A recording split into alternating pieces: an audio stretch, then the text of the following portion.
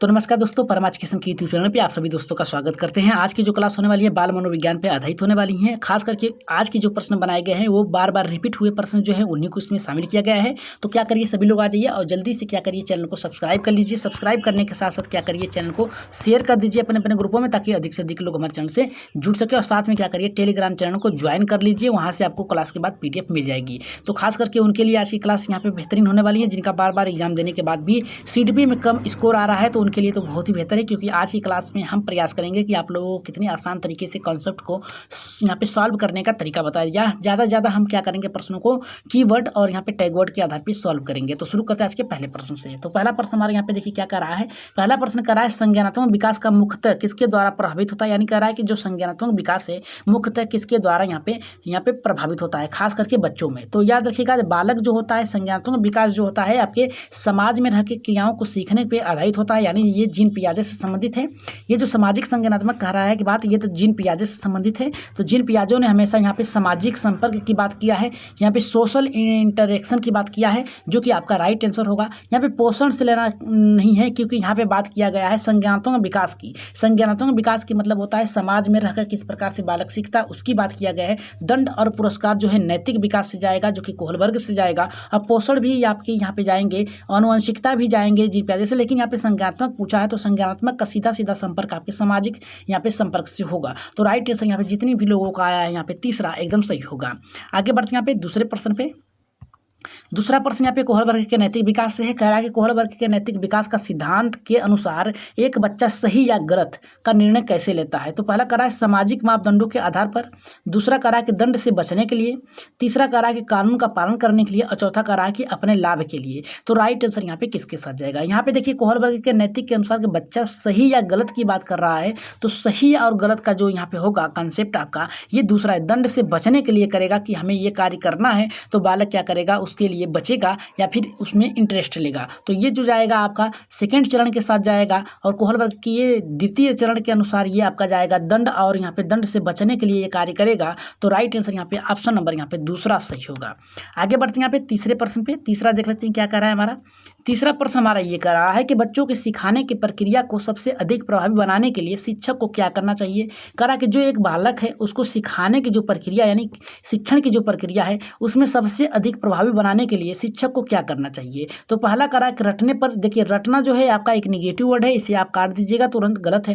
दूसरा कह रहा है छात्रों को चुप रहने के लिए चुप नहीं रहना है, शोर मुक्त करना नहीं है, वातावरण को ऐसे बनाना है वहाँ पे आपके शिक्षण पद्धति को कि बालक जो है ग्रुप में रह के सीखने की यहाँ पे क्रियाओं को अधिक महत्व दे। तो यहाँ पे ये भी ऑप्शन आपका क्या है, नेगेटिव वर्ड है, तो इसे काट दीजिएगा। तीसरा कह रहा है कि सक्रिय भागीदारिता सुनिश्चित करें। सक्रिय का मतलब है सभी को एक साथ लेकर बालक हर एक कार्य में अपनी योगदान देने का प्रयास करे। सक्रिय भागीदारिता का मतलब होता है सभी लोग ग्रुप में सीखें यहाँ पे। तो राइट आंसर ऑप्शन नंबर यहाँ पे तीसरा जो होगा एकदम करेक्ट होगा। जितने भी लोगों का है कि यहाँ पे केवल शब्द दिया है, केवल एक नेगेटिव वर्ड है, इसे काट दीजिएगा। ऑप्शन नंबर यहाँ पे तीसरा सही होगा। अगर हम बात करें चौथे प्रश्न की, तो चौथा प्रश्न करा है जीन पियाजे के अनुसार संवेदी प्रेरक गामक अवस्था यहाँ पे का उपयोग किस विकासात्मक अवस्था में होती है। तो पहला करा है पूर्व संक्रियात्मक अवस्था, दूसरा करा संवेदी गतिक अवस्थाएं, तीसरा करा ठोस संक्रियात्मक अवस्था, चौथा करा है कि औपचारिक संक्रियात्मक अवस्था। तो राइट आंसर यहाँ पे किसके साथ जाएगा अगर चौथे की बात किया जाए। तो यहाँ पे देखिए सबसे अच्छा यहाँ पे दिया है कि आपका संवेदी प्रेरक अवस्था पूछा है, और अगर ये ऑप्शन में भी दे रहा है तो ऑप्शन में आप लोगों को वही ढूंढना है। संवेदी प्रेरक गामक अवस्था का मतलब होता है आपके इंद्रजनित गामक अवस्थाएं, यानी आपके पांचों इंद्रियों का प्रयोग करके किस प्रकार से बालक अपने बातों को प्रकट करता है, आपके समस्त यानी हाव भाव को व्यक्त करता है। तो ये जाएगा आपका ऑप्शन में भी वही ऑप्शन प्रश्न दिया है, प्रश्न का ऑप्शन में भी देना ये आपका संकेत देता है कि राइट आंसर आपका जाएगा आपका ऑप्शन नंबर यहाँ पे बी के साथ। अगर प्रश्न जो पूछा है उससे मिलता जुलता अगर ऑप्शन में है तो 100% में से 99% वो आपका ऑप्शन सही होगा। आगे बढ़ते हैं यहाँ पे पांचवें प्रश्न पे। अगर हम पांचवें प्रश्न की बात करें, अगर बेहतर बेहतर लग रही है तो एक बार सब्सक्राइब कर लीजिएगा, शेयर भी कर दीजिएगा, और टेलीग्राम चैनल को ज्वाइन करके आप क्या कर सकते हैं, वहाँ से PDF प्राप्त कर सकते हैं। और कोई भी डाउट हो तो कमेंट बॉक्स में अपना सुझाव दे सकते हैं, उसे सुधारने का प्रयास किया जाएगा। तो यहाँ पे देखिए पांचवा क्या कह रहा है कि नियंत्रित स्वतंत्रता की अवधारणा किसने दी है। पहला करा है फ्रायड ने, दूसरा पियाजे ने, तीसरा करा है मारिया मॉन्टेसरी ने, चौथा करा है कि कोहलबर्ग ने। तो राइट आंसर यहाँ पे पांचवें का किसके साथ जाएगा। अगर यहाँ पे नियंत्रित कर रहा है है तो ये जाएगा आपका मारिया मॉन्टेसरी पे, क्योंकि आपके जो अक्षम बालक होते हैं, जो दिव्यांग बालक होते हैं, मारिया मॉन्टेसरी ने ऐसे बालकों को सिखाने का प्रयास किया जो कि अपने दैनिक जीवन में या फिर अपने परिवेश में अपने को ढाल सकें, आप उसमें रह सकें, ऐसे अक्षम बालकों के लिए कहा है। और फ्राइड तो होगा नहीं, जीन पियाजे ने संज्ञानात्मक विकास दिया है, कोहलबर्ग ने नैतिक विकास दिया है। आपका राइट आंसर जाएगा आपका किसके साथ जाएगा, तीसरे के। अगर हम बात करें छठे प्रश्न की, आज की जो क्लास है यहाँ पे 15 प्रश्न रखे गए हैं, जिसमें से आप लोगों का टारगेट 12 प्रश्नों का है। बताइएगा कि 15 में से आप लोगों ने 12 प्रश्न किए या फिर नहीं किए। तो यहाँ पे देखिए क्या कर रहा है, यहाँ पे जोन ऑफ प्रॉक्सिमल डेवलपमेंट यानी जेडपीटी की संकल्पना किसने दी थी। तो पहला करा है जीन पियाजे ने, दूसरा करा है आपको यहाँ पे वाइगोस्की ने, तीसरा करा स्किनर ने, चौथा करा कि कोहलबर्ग ने। तो छठे का राइट आंसर किसके साथ जाएगा। अगर जीन पियाजे की बात किया जाए तो ये जाएंगे आपके संज्ञानात्मक विकास के लिए, स्किनर जाएंगे आपके क्रिया प्रसूत अनुबंधन के लिए जाने जाते हैं, कोहलबर्ग आपके नैतिक विकास के लिए जाने जाते हैं। बचा आपका यहाँ पे Vygotsky zone of proximal development के साथ जाएंगे। जितने भी लोगों का ऑप्शन नंबर यहाँ पे दूसरा आया एकदम करेक्ट होगा। अगर हम बात करें 7वें प्रश्न की, तो 7वां प्रश्न देखिए बहुत ही बेहतर है। ये हमारा कह रहा है शिक्षक द्वारा बच्चों को स्कैन फोल्डिंग यानी कह रहा है कि सहायता देना किस का उदाहरण है। पहला करा निर्देशनात्मक का, निर्देश देना, स्वतंत्र अधिगम का, सामाजिक निर्माणवाद का, निष्क्रिय अधिगम का। तो राइट आंसर यहाँ पे किसके साथ जाएगा, हमारा यहाँ पे 7वें का। अगर 7वें का बात किया जाए यहाँ पे तो ये जाएगा स्कैन फोल्डिंग, जो जाएगा आपका सामाजिक निर्माणवाद में जाएगा, सोशल यहाँ पे सोशल के साथ जाएगा। राइट आंसर जो आपका यहाँ पे ऑप्शन नंबर यहाँ पे तीसरा एकदम करेक्ट होगा। आगे बढ़ते हैं यहाँ पे 8वें प्रश्न पे। 8वां प्रश्न देखते हैं क्या कह रहा है।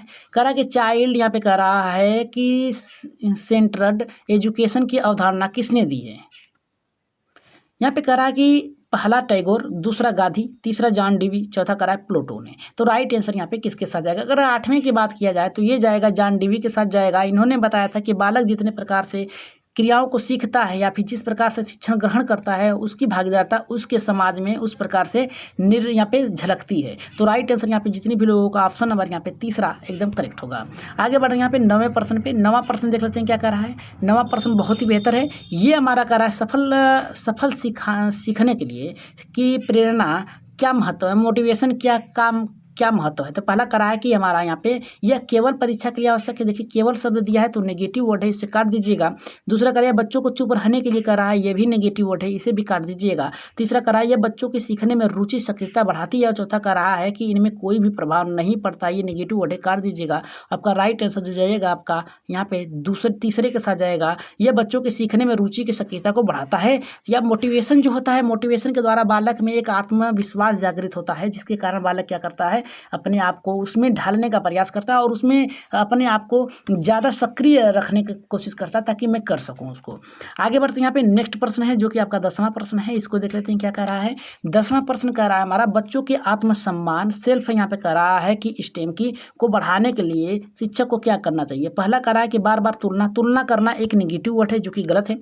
अपमानित करना यह भी आपका एक नेगेटिव वर्ड है। उनकी उपलब्धियों को सराहना करना एकदम सही करेक्ट है। दंड देना एक नेगेटिव वर्ड है। तो आपका राइट आंसर जो जाएगा यहाँ पे किसके साथ जाएगा, आपका यहाँ पे तीसरे के साथ जाएगा। उनकी उपलब्धियों की सराहना कर। देखिए बार बार तुलना करेंगे तो ये नेगेटिव वर्ड है, अपमानित करेंगे तो नेगेटिव वर्ड है, दंड देंगे आप तो ये नेगेटिव वर्ड है, लेकिन उसकी सराहना करेंगे तो बालक अच्छे से अपने आप को फिर से रुचि लेकर मोटिवेट होकर सीखेगा। आगे बढ़ते हैं यहाँ पे नेक्स्ट प्रश्न पे जो कि 11वां प्रश्न है। ये हमारा कारण निम्न में से कौन सीखने के में एक बाधा है। पहला कारण सक्रिय भागीदारता। देखिए जब आप उसमें तत्पर रहेंगे तो आपको ये बाधा उत्पन्न नहीं कराएगी, इस आधार पर ये सही है, लेकिन ऑप्शन आपका गलत है, नेगेटिव पूछा है। तो देखते हैं स्पष्ट निर्देश देंगे तो बालक सही सटीक तरीके से सीखेगा, ये भी सही है, ये भी ऑप्शन गलत है। डर और चिंता। देखिए डर और चिंता की बात कर रहा है, यही आपका एक नेगेटिव वर्ड है जो कि आपका सही होगा। नेगेटिव वर्ड पूछा है तो आपको नेगेटिव वर्ड में ही उत्तर देना है। सहयोगी वातावरण के द्वारा तो बालक एकदम सक्रिय रहेगा। तो आपका राइट आंसर तीसरे के साथ जाएगा। आगे बढ़ते हैं यहाँ पे 12वें प्रश्न पे। 12 का हमारा कराए के अंतर्निहित प्रेरणा का अर्थ क्या है। पहला कराए कि इनाम की इच्छा से प्रेरित होना, दूसरा सजा के डर से प्रेरित होना। कोहलबर्ग से पूछा है, इतना याद रखिएगा, स्वयं सीखने की इच्छा से प्रेरित होना। और चौथा कराए कि अन्य छात्रों की प्रतिस्पर्धा की बात कर रहा है। तो 12 का राइट आंसर किसके साथ जाएगा, तो स्वयं सीखने की इच्छा से प्रेरित होगा। अंतर्निहित का मतलब होता है अपने अंदर की बात कर रहा है, यानी हर एक बालक की मोटिवेशन की बात कर रहा है, रुचि की बात कर रहा है, उसकी इच्छाओं की बात कर रहा है। तो राइट आंसर ऑप्शन नंबर यहाँ पे तीसरा आपका करेक्ट होगा, तीसरा ऑप्शन एकदम करेक्ट होगा। आगे बढ़ते हैं यहाँ पे 13वें प्रश्न पे। 13 का देखते हैं क्या करा है। 13 का प्रश्न करा है, एक प्रभावी कक्षा प्रबंधन का मुख्य उद्देश्य क्या है। पहला अनुशासन बनाए रखना। दूसरा करा है सजा देना, नेगेटिव वर्ड है, काट दीजिएगा। केवल पाठ्य पुस्तक पढ़ाना, ये भी आपका नेगेटिव वर्ड है, इसे भी काट दीजिएगा। करा कि डर वातावरण बनाना, डर का वातावरण भी बनाना एक नेगेटिव वर्ड है। राइट आंसर ऑप्शन नंबर 1 जितने भी लोगों का आया है, अनुशासन बनाए रखना एकदम सही होगा। तो राइट आंसर आपका ऑप्शन नंबर 1 सही होगा। आगे बढ़ते हैं यहाँ पे 14वें प्रश्न पे। PDF प्राप्त करने के लिए टेलीग्राम चैनल को ज्वाइन कर लीजिए, परमा एजुकेशन के नाम से है। वहाँ पे आपको किसी भी प्रकार की आपकी समस्याएं हैं या फिर किसी प्रकार की आपको PDF चाहिए तो फ्री में वहाँ पे आपको मिल जाएंगी। अगर हम 14 की बात करें तो बाल केंद्रित शिक्षा का एक मुख्य लक्षण क्या है। पहला कह रहा है कि शिक्षक मुख्य वक्ता होता है। दूसरा कह रहा है कि पाठ्यक्रम कठिन होता है। तीसरा का यहाँ पे बच्चा सक्रिय भागीदारता होता है। चौथा कह रहा है केवल रट्टा लगाना सीखे। देखिए यहाँ पे शिक्षक मुख्य भागीदारता में नहीं होता है, यहाँ पे छात्र मुख्य यहाँ पे वक्ता में होता है। तो यहाँ पे ये तो ऑप्शन आपका गलत है। पाठ्यक्रम कठिन होना, ये भी आपका नेगेटिव वर्ड है। बच्चा सक्रिय रूप से होगा, यही आपका एकदम राइट आंसर होगा। यहाँ पे चाइल्ड इज ए एक्टिव, यहाँ पे राइट आंसर, यहाँ पे केवल जो दिया है ये नेगेटिव वर्ड है, आपका काट दीजिएगा। ऑप्शन नंबर यहाँ पे तीसरा एकदम करेक्ट होगा। अगर हम बात करें 15वें की यानी आज की क्लास के लास्ट प्रश्न की, तो इसका आंसर आप लोग कमेंट बॉक्स में दीजिएगा और बताइएगा कि आज आप लोगों ने 15 में से कितने लोग प्रश्नों का सही किया। समझ आधारित शिक्षण में शिक्षक की भूमिका क्या होती है। पहला करा कि केवल तथ्यों पर प्रस्तुत, दूसरा रटवाना, तीसरा करा छात्रों को सोचने और समझने के लिए प्रेरित करना, और चौथा करा ये केवल परीक्षा परिणाम पर ध्यान देना। तो राइट आंसर यहाँ पे किसके साथ जाएगा और इसका आंसर आप लोग 15वें का कहाँ बताएंगे, कमेंट बॉक्स में बताएंगे। कहाँ बताएंगे, कमेंट बॉक्स में बताएंगे कि इसका आंसर क्या होगा 15वें का। और बता दीजिएगा कि आज की क्लास कैसी लगी। अगर बेहतर लगे तो सब्सक्राइब शेयर जरूर करिएगा, और जितने लोग देखे हैं उतने लोग एक बार ईमानदारी से सब्सक्राइब करके शेयर कर दीजिएगा और लाइक करना ना भूलें। तो आज के लिए इतना ही, धन्यवाद। अगली क्लास आप लोगों की जल्द ही चलाई जाएंगी जो कि मैराथन होगी। तो आज के लिए इतना ही, धन्यवाद।